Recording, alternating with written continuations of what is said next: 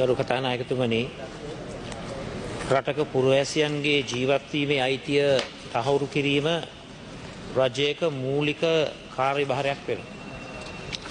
එහිදී රටේ නීතිය ආධිපත්‍යය තහවුරු කිරීම ආණ්ඩුව සතු මූලික වගකීමක්. කෙසේ නමුත් මේ වන විට රට පුරා සිදුවෙන වෙඩි තැබීම්, මනුෂ්‍ය ඝාතන, තර්ජනය කිරීම වළක්වා ගැනීමට වත්මන් ආණ්ඩුව අපොහොසත් වෙලා තිබෙනවා. මා විසින් මෙන්ම තවත් පාර්ලිමේන්තු මන්ත්‍රීවරුන් විසින්ද මේ සම්බන්ධයෙන් පාර්ලිමේන්තු හමුවේ ප්‍රශ්න කර ඇතත් මෙතෙක් ප්‍රමාණවත් විසඳුම් ලැබිලා නැහැ. ඒ නිසා ඒ සඳහා වූ ආණ්ඩුවේ වගවීම පිළිබඳ පහත සඳහන් ප්‍රශ්න මම යොමු කරනවා.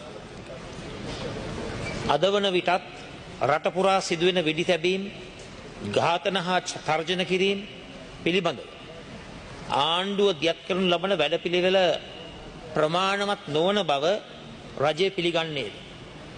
ඒ මොකද පහුගිය මාස 8ට වෙඩි තැබීම් 79යි, මරණ 52යි.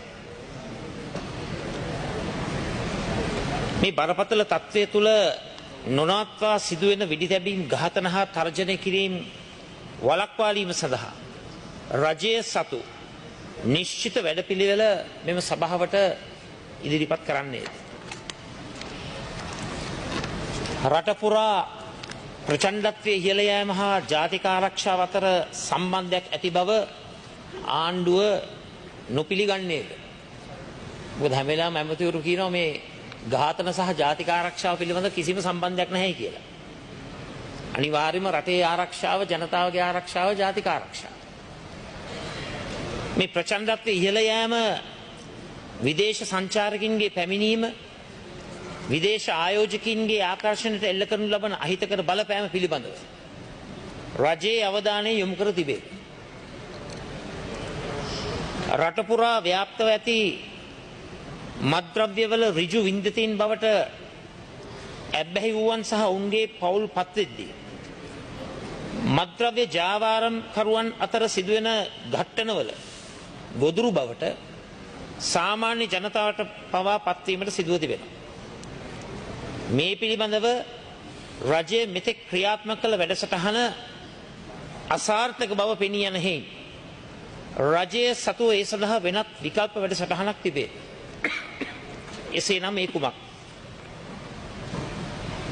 පාර්ලිමේන්තු මන්ත්‍රීවරු අපේ ගරු රෝහණ බණ්ඩාර ඇතිතුමාටත් ජීවිත තර්ජනය එල්ල වෙලා තිබෙනවා. එතුමාට නිදහස, එතුමාගේ දේශපාලන කටයුතු කිරීම අද මරණ තර්ජන වලට එතුමාගේ ක්‍රියාකාරකම් රැක් වෙලා තිබෙනවා. රජයේ නිලධාරීන්, ඔබතුමා දන්නවා සවින් සේමගේ ජාතික ඖෂධ නියාමන අධිකාරියේ ප්‍රධානියා, ඔහු ඉල්ලාස් වෙලා තිබෙනවා විවිධ තර්ජන ගර්ජන මැද්දේ.